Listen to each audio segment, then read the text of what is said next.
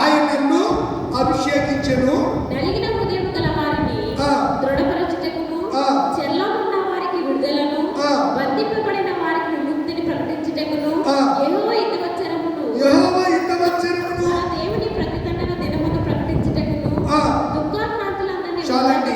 యుద్ధవచ్చరమును మన దేవుని ప్రతి దండన దినమును ప్రకటించుటకును ఆయన నన్ను పంపి ఉన్నాడు అని లూకా సువార్త 18:19 ఉంటే, ఇక్కడ ఏ మాటను యెషయా గ్రంథంలో ఉన్న మాటను ప్రభు వారు ఏ వదిలేశానో నేను కంపేర్ చేసి మీకు చెప్తున్నాను. చూడండి 18వ వచనం. ప్రభు ఆత్మ నా మీద ఉంది. యెషయా గ్రంథం 61:1. ప్రభు ఆత్మ నా మీదకి ఇక్కడ ఏమన్నాడు? నా మీద ఉన్నది. అక్కడ ఏమన్నాడు? నా మీదకి వచ్చి ఉన్నది.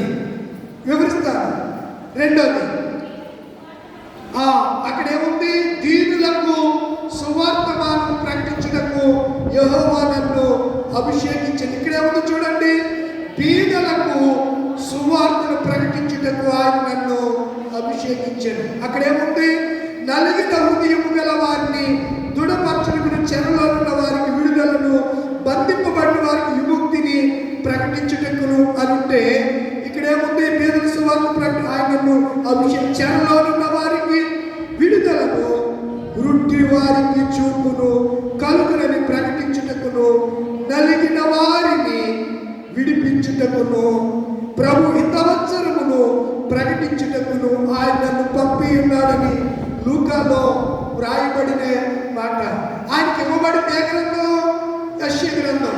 యేసు ప్రభు వారు ఏ గ్రంథాన్ని చదువుతున్నారు నిలబడి? యెషయా గ్రంథం. మరి ఏ వదిలేసరికి మీరు చెప్పాలి. ఈ 61 నుంచి 4వ వచనం వరకు, 3వ వచనం వరకు ఉన్నటువంటి భాగంలో ఏ మాటను విడిచిపెట్టి ఆయన లూకా సువార్తలో చదివాడు మీరు చెప్పాలనుకున్నారు. చెప్పండి. చూడండి, బైబిల్ ఉంటాయి కదా మీ దగ్గర. ఏముంది? జీవగ్రంథం ఉందండి. ఇది కథల పుస్తకం కాదు, ఇది కల్పిత కాదు. దేవుడి జీవగ్రంథం ఇది. ఏం వదిలేసాడు మీరు చెప్పాలి. Very good sister.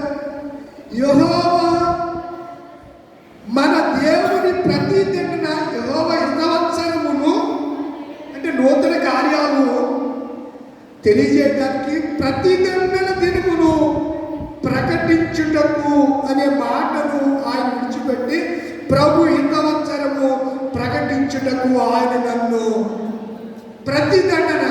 ఎవరికి ఇప్పుడు ప్రతిదండన అనేది? ఎవరికి? భక్తిహీనులకి. యెషయా గ్రంథం 55వ అధ్యాయం.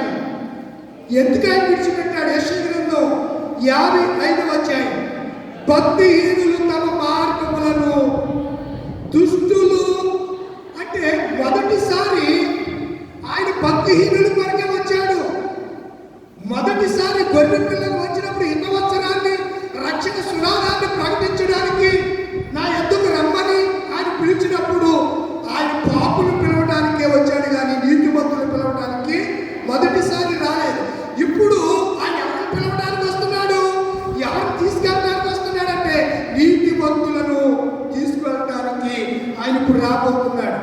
భక్తిహీనుడికి ప్రతిదండన ఎప్పుడు? క్రీస్తు రెండవ రాకడలో. మొదటి రాకలో క్రీస్తు పసిబాలుడిగా కన్యమరి గర్భము ద్వారా ఈ లోకానికి వచ్చినప్పుడు ఆయన మనకి ఏం చేయలేదు? ప్రతిదండన చేయలేదు, మనకి శిక్ష విధించలేదు. అందుకే కాగా ఎవడైనా క్రీస్తు యేసునందునేడలా వాడు నూతన సృష్టి, పాతవి గతించెను, ఇదిగో సమస్తము కొత్తవై.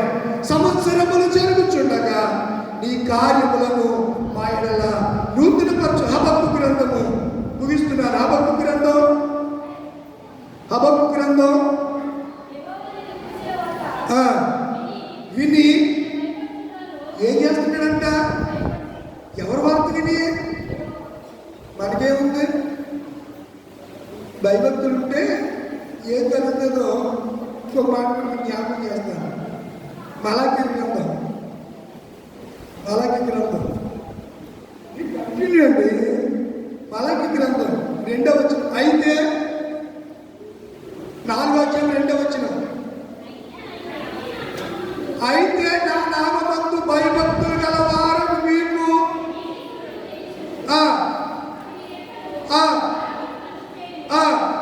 కనుక మీరు బయలుదేరి క్రొవ్విన దూడలు గొంతు వేయనట్లు. అంటే ఇప్పుడు నీతి సూర్యుడు ఎవరికి అక్కడ ఉంది? తన యందు భయభక్తులు గలవారికి నీతి సూర్యుడు ఉదయించును, ఆయన రెక్కలు ఆరోగ్యమును కలుగు చేయును. ఇంకేమంటున్నాడు? అప్పుడు ఆరోగ్యంలో ఏం చేస్తాడు చెప్పండి? హుషారుగా ఉంటాడా? ఏడుతూ ఉంటాడా? ఆరోగ్యం ఉన్నాడు, హుషారుగానే ఉంటాడు, ఉత్సాహంగానే ఉంటాడు, సంతోషంగానే ఉంటాడు, పరిగెడతాడు. ఆరోగ్యం ఉన్నవాడు ఏం చేస్తాడు? హుషారుగా ఉంటాడు ప్రియులారా. కనుక యేసు మనకి ఏం కలిగజేశాడు? నీతి సూర్యుడికి వచ్చాడు, ఆరోగ్యమును కలిగజేశాడు. మొదటిసారి రోగులను బాగు చేయడానికి వచ్చాడు. అందుకే రోగులకే వైద్యుడు కానీ ఆరోగ్యవంతులకి రోగులు ఆ వైద్యుడితో పని లేదు ప్రియులారా. ఒకప్పుడు మనం పాపులం, క్రీస్తు మార్గం ఏమిటో తెలియదు, భక్తిహీనుడిగా ఉన్నాం. అలాంటప్పుడు యేసయ్య మన కొరకు ఈ లోకానికి ఆయన వచ్చాడు, నీతి సూర్యుడిగా ఆయన వచ్చాడు. ఆయన నజరేయుడు అని పిలువబడ్డాడు. నజరేతు అనే ఈ యొక్క ఊరు, నజరేతు అనగా శివుడు. నజరేతు మేనిఫెస్టో అంటారు. ఒక ఎన్నికల షెడ్యూల్లో కొన్ని వాగ్దానాలు ఉంటాయి. ఇదిగో మీకు దీపం పథకం కింద గ్యాస్ ఇస్తారు, 50 సంవత్సరాల నిండి వాళ్ళందరికీ కూడా ఏమిస్తారు? వృద్ధాప్యం. దాన్ని ఏమంటారు? ఎన్నికల మేనిఫెస్టో అంటారు. ఎన్నికల్లో చేసే వాగ్దానాలు.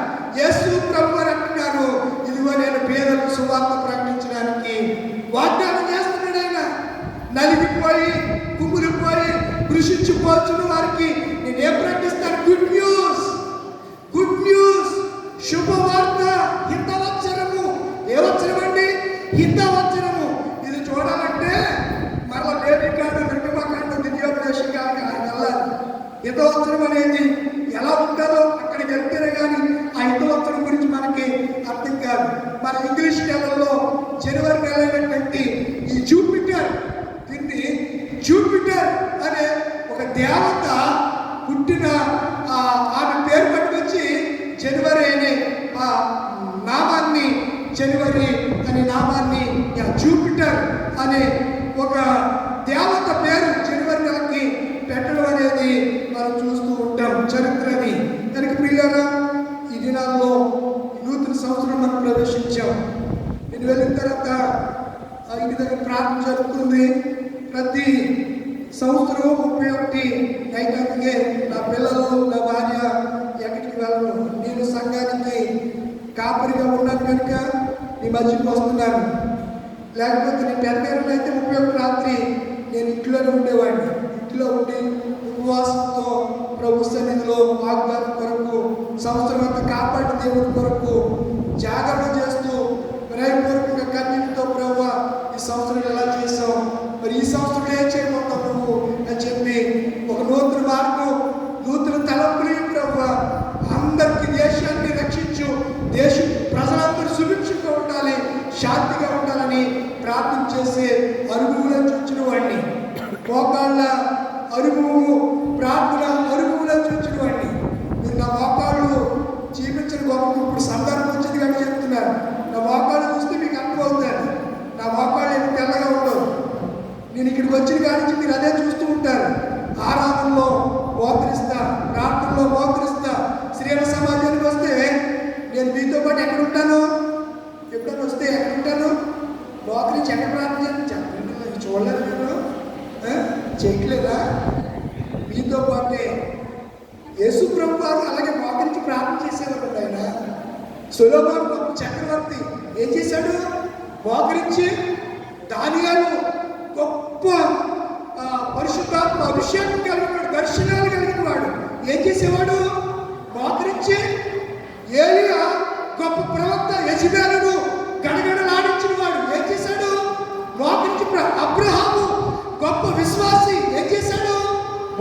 మోకరించి దావీదు గొప్ప చక్రవర్తి ఏం చేసేవాడు? నా మోకాళ్ళు క్షీణించిపోయి అన్నాడు దావీదు. నా మోకాళ్ళు నా మోకాళ్ళలో బలము తగ్గిపోయింది అన్నాడు దావీదు కీర్తనకారుడు. అలా మోకాళ్ళ ప్రార్థన భక్సింగా చేసేవారు.